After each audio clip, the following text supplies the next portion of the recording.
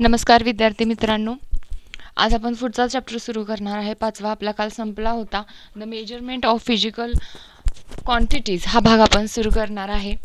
बघा आता ह्याच्यामध्ये तुमचा काही भाग कमी केलेला आहे, जसं आपण शिकवत तुम्हाला सांगत आहोत. तसंच आता आपण बघायचं आहे. हा धडा बघत असतानाच आपण बघायचं आहे कोणता कोणता भाग कमी केलेला आहे ते बघा. मग आता आपण स्टार्ट करूया हा चॅप्टर. बघा, मेजरमेंट ऑफ फिजिकल क्वांटिटीज म्हणजे भौतिक राशींचं जे मापन आहे ते आपल्याला बघायचं आहे. आता observe and discuss how are the various article and material are known in this picture measured. म्हणजे चित्रात दाखवलेल्या विविध वस्तू व पदार्थांचे मापन कसे केले जाते. बघा, मग आता ह्याच्यामध्ये तुम्ही मला सांगायचं आहे, ते तुम्हाला पहिल्यांदा ज्या इमेजेस दिसत आहे ते वांगे ठेवलेलं आहे, त्याचबरोबर इथं जे आहे गुंडी आहे, भाजी आहे, दूध आहे, अंगठी आहे, ठीक आहे. आणि मग आता तुम्ही मला हे सांगायचं आहे की ह्या सगळ्याचं मापन कशामध्ये केलं जातं. ठीक आहे, डायग्राम काढू नका, फक्त नावे लिहा आणि त्याच्यापुढे हे मापन कुठल्या मेजरमध्ये केलं जातं हे लिहून मला पाठवायचं तुम्ही. हा तुमचा आजचा अभ्यास आहे. फिजिकल क्वांटिटी भौतिक राशी जी आहे ती बघायची आहे. In day to day life we measure many things such as the weight of the fruit, vegetable, food grain, temperature of the body or some liquid volume of the liquid density of our substances, the speed of vehicle, etc. Quantities such as mass, weight, distance, speed, temperature, volume are called physical quantities. बघा, थोड्याशा different आता concept येत जाणार आहेत. व्यवस्थित लक्ष देऊन ऐकायचं. बघा, दररोजच्या जीवनामध्ये डे टू डे लाईफमध्ये वी मेजर मेनी थिंग्स. आपण खूप गोष्टी मेजर करतो, जसं की फळांचं वजन बघतो, व्हेजिटेबलचं, भाज्यांचं, धान्याचं, आपलं टेम्परेचर बॉडीचं मोजतो, वेगवेगळ्या लिक्विड जे असतात त्यांचं मोजतो, व्हॉल्यूम मोजतो लिक्विडचा, डेन्सिटी बघतो आपण, व्हॅरियस सबस्टन्सची घनता बघतो. म्हणजे मग हे सगळं जे आहे ही क्वांटिटी सच ॲज हे मोजणे आपण ज्याच्यामध्ये मोजतो, म्हणजेच क्वांटिटी ज्या असणार आहेत कुठल्या तर मास म्हणजे वस्तुमान असणार आहे, वेट म्हणजे वजन, डिस्टन्स म्हणजे अंतर, स्पीड म्हणजे वेग, टेम्परेचर म्हणजे तापमान आणि व्हॉल्यूम म्हणजे आकारमान. ठीक आहे, ह्या सगळ्याला आपण फिजिकल क्वांटिटीज असं म्हणणार आहे. कळलं इथंपर्यंत? बघा आता, a value and a unit are based to express the magnitude of the physical quantity. म्हणजे भौतिक राशींचे परिणाम सांगण्यासाठी मूल्य व एकक, बघा, व्हॅल्यू म्हणजे मूल्य आणि युनिट म्हणजे एकक यांचा वापर करतात. फॉर एक्झाम्पल, बघा काय सांगितले, Swarali walk 2 kilometer every day. In this example 2 is the value and kilometer is the unit used to express the magnitude of the distance which is physical quantity. आपण एक वाक्य बघितलं की Swarali walks 2 kilometre every day. मग ह्यातलं 2 जे असणार आहे ही व्हॅल्यू असणार आहे आणि किलोमीटर जे असणार आहे ते एकक असणार आहे. बघा मग काय सांगितले, आता जी पहिली बघायची आहे आपल्याला, मास. मास म्हणजे वस्तुमान. The amount of the matter present in a substance is called mass. पदार्थातील द्रव्य संचयाला वस्तुमान म्हणतात. म्हणजे एखादा पदार्थांमध्ये द्रव्य संचय किती आहे ह्याला आपण काय म्हणणार, वस्तुमान. Matter has the natural tendency to resist the change in its state which is called inertia.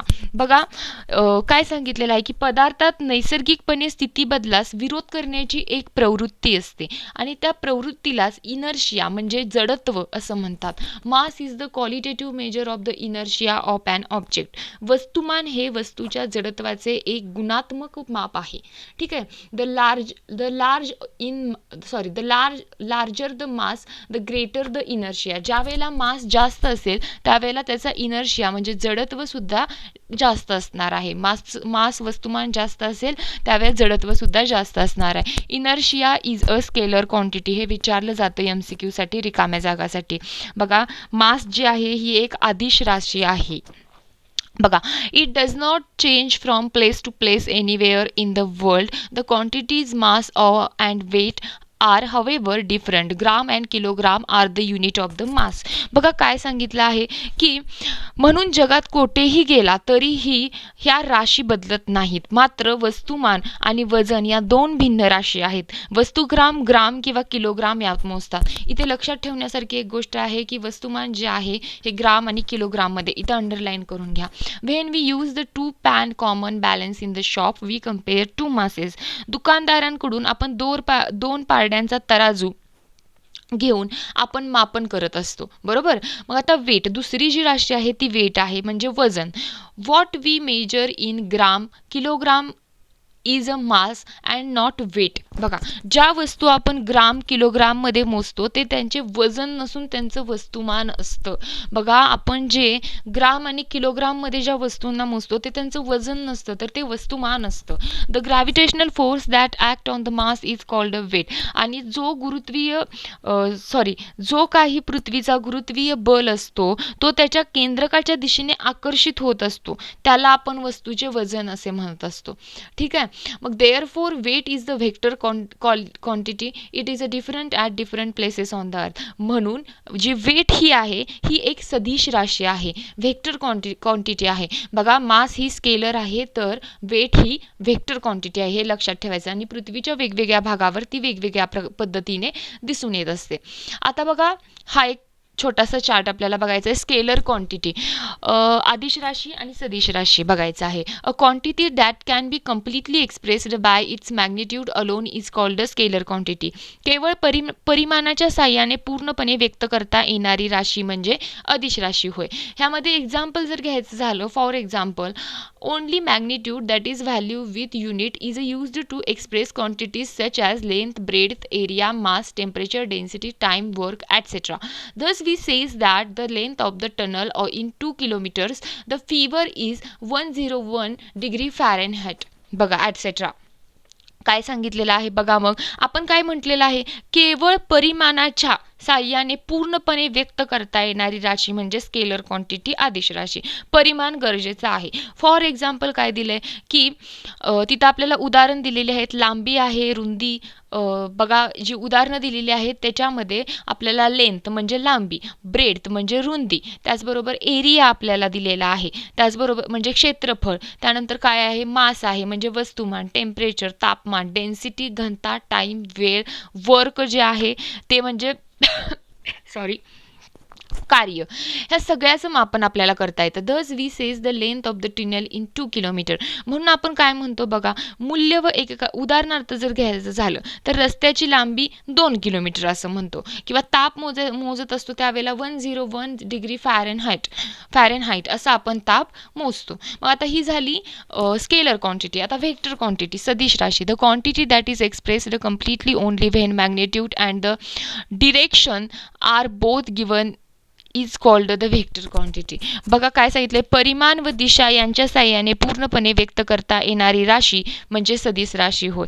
बघा, परिमाण आणि दिशा सुद्धा या दोन्हीच्या साह्याने जी व्यक्त होते ती राशी म्हणजे vector quantity. Displacement, velocity are vector quantities.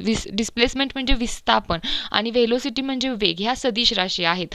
For example, a displacement of the 20 kilometre toward the north, the aeroplane flying at the velocity 500 kilometre per hour toward Mumbai.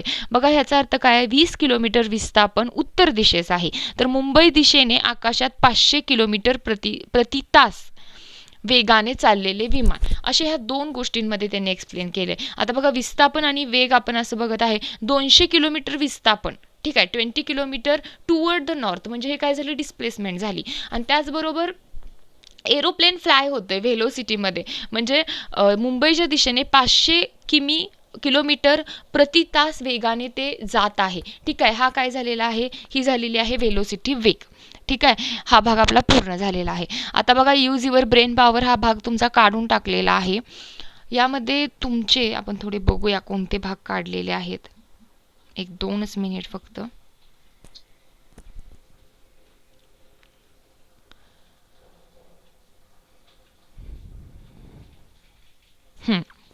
बघा, तुमचे जे भाग काढलेले आहेत आता आपण इथून बघायला सुरू करू.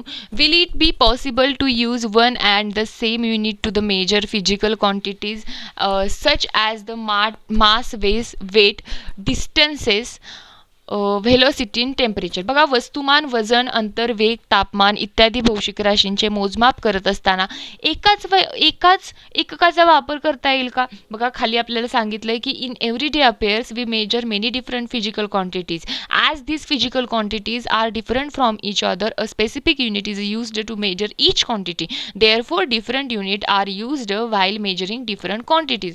म्हणजे दररोजच्या जीवनामध्ये आपण काय करत आहे की वेगवेगळ्या भौतिक राशींचं मोजमाप करत असतो. ठीक आहे, भौतिक राशी या एकमेकांपासून भिन्न असतात, त्यामुळे प्रत्येक राशींचं जे मोजमाप असतं ते विशिष्ट एकक वापरून केलं जातं. देअरफॉर म्हणून डिफरंट युनिट, वेगवेगळे युनिट काय सांगितलेलं आहे की वेगवेगळ्या राशींचं मोजमाप करत असताना वेगवेगळ्या एककांचा वापर करणे गरजेचे आहे. इथं आपल्याला याचं उत्तर मिळून गेलेलं आहे. डू यू नो भाग काढून टाकलेला आहे हा. आता आपल्याला बघायचं आहे स्टँडर्डाइज्ड मेजरमेंट आणि ऑलवेज रिमेंबर, हे दोन भाग आज बघायचे आहेत. बघा मग आता स्टँडर्डाइज्ड मेजरमेंट म्हणजे प्रमाणित मापन जे असतं ते. आता इथं तुम्हाला बघा सांगितलं आहे, take a ball of string, let one student from the class measure 4 hand span of the string and cut it there, let each of them student in the class cut 4 hand span of the string too, now hold all the pieces together by one end, are they all of the same length. बघा सुतळीचा गुंडा घ्या सांगितला आहे. वर्गातील एका विद्यार्थ्याने 4 हात सुतळी मोजून तिथे कापावी. ठीक आहे, आता इतर विद्यार्थ्यांनी अशा 4-4 हात सुतळी कापावी. सर्व तुकडे एकत्र जुळवावेत आणि त्याचे एक टोक एकत्र पकडावे. आता सर्व तुकडे बरोबरच एका लांबीचे भरतात का ते पाहायचं आहे. ही झाली पहिली ॲक्टिव्हिटी. दुसरी बघा, नाव measure the length of the bench by the means of the span of your hand, ask your friend to do the same, did each of you obtain the same measure of the bench, what could be the reason. बघा वर्गातील कोणत्याही एका बाकाची लांबी तुम्ही व तुमचे मित्र मिळून प्रत्येकाच्या वितीने मोजा हाताच्या, आणि प्रत्येकाने मोजलेली लांबी एकसारखी आली का, असे का झाले, म्हणजे नाही येणार, असं का होणार आहे. बघा ह्याचं उत्तर आपल्याला खाली दिलेलं आहे की standardised measure are required for the measuring thing, such measures are called standard unit. आपल्या हाताने किंवा आपण जे सुतळीसाठी वापरलं की 4-4 आपण सुतळीसाठी वापरले की 4-4 हात एवढी सुतळी आपण कापलेली आहे. ठीक आहे, मग हे स्टँडर्ड मेजर्स आहेत का, प्रमाणित मापन आहे का, प्रत्येक वेळी असं आपण मापन करू शकतो का, नाही, असं नाही होऊ शकत. त्यासाठी स्टँडर्डाइज्ड मेजर आहेत, प्रमाणित मापन आहेत. मग स्टँडर्डाइज्ड मेजर हे रिक्वायर होतात काही गोष्टींचं मापन करण्यासाठी, त्यांना आपण स्टँडर्ड युनिट्स असं म्हणतो, म्हणजेच प्रमाणित एकके असं म्हणतो. We have to measure many physical quantities accurately. आपण खूप अशा भौतिक राशी असतो जे ॲक्युरेटली मोजत असतो, मेजर करत असतो. To measure any quantity we use the unit specified for it. बघा मग काय सांगितलेलं आहे आपल्याला, अचूक मापन करण्यासाठी आपल्याला वेगवेगळ्या गोष्टींची गरज असते. आता आपल्याला आपण जर घेतलं for example, the metre is a specified unit of measurement of length. Length मोजायची आहे त्यासाठी आपण मीटर हे वापरतो. A certain distance has been accepted as the standard for 1 metre. एक सर्टन डिस्टन्स झालं, एक स्पेसिफिक डिस्टन्स झाल्यानंतर आपण म्हणतो की हे अंतर आहे ते 1 मीटरचं अंतर आहे. Why is there a need of such standard unit. आपल्याला काय ह्या स्टँडर्ड युनिटची गरज पडतीये. मग suppose the span of the hand is accepted as the unit of the measuring length. आपण जर हाताच्या वितीने जर मोजायला लागलो आणि आपण हे एक्सेप्ट केलं की हे मेजरिंग लेंथ आहे, विथ द युनिट स्पॅन केलं, so on. However the length of the cloth measured by each one of the will come out to be different. आपल्या प्रत्येकाच्या हाताच्या विताची साईज हातानं आपण जर मापन केलं तर सगळ्यांचं सारखं असणार आहेत का आपले हात, कोणाचे लहान असतात कोणाचे मोठे असतात. त्याच्यामुळे ते जे अंतर आहे, ते जे आपण जी लेंथ मोजतोय लांबी, ती सारखी येणार नाहीये. That's is why the handspan cannot be standard unit for the measuring length. म्हणूनच हँडस्पॅन जो असतो, ठीक आहे, हात जो असतो ते मोजण्याचं मापनाचं एकक येऊ शकत नाही. बघा आणि आता prevailing system of the measurement, प्रचलित मापन पद्धती कोणती आहे ही बघायची आहे. MKS सिस्टीम एक आहे. बघा in this system distance is measured in the metre, mass in kilogram and time in the second. MKS system जी आहे हिच्यामध्ये जे डिस्टन्स आहे, अंतर आहे, ते मीटरमध्ये मोजलं जातं, वस्तुमान किलोग्राममध्ये आणि वेळ आहे तो सेकंदमध्ये. CGS युनिटमध्ये बघा डिस्टन्स मेजर केलं जातं सेंटीमीटरमध्ये, मास ग्राममध्ये आणि टाईम आहे तो सेकंडमध्ये. In the MKS unit of the measurement distance, mass and time is accepted as the fundamental quantities. These 3 quantities are used to the measure all the quantities. ठीक आहे, बघा काय सांगितलेलं आहे मग की MKS युनिट जे आहे याच्यामध्ये लांबी, वस्तुमान व काळ या राशी आधारभूत मानण्यात आलेल्या आहेत. त्याचा उपयोग करून इतर राशींचे मापन होते. ठीक आहे, इथेपर्यंत आपण भाग बघितलेला आहे. आता हा जो चार्ट आहे, कम्प्लीट द चार्ट मास किलोग्राममध्ये CGS मध्ये, हा चार्ट तुम्ही मला कंप्लीट करून पाठवायचा आहे, वर आता आपण बघितलेला आहे तसं. ठीक आहे, बघा आजचा जो काही अभ्यास आहे तो कंप्लीट करून मला पाठवा. उद्याच्या भागात आपण नेक्स्ट जे आहे हा भाग बघूया. यामध्ये जर कोणाला काहीही शंका असेल तर मला नक्की विचारा. थँक्यू.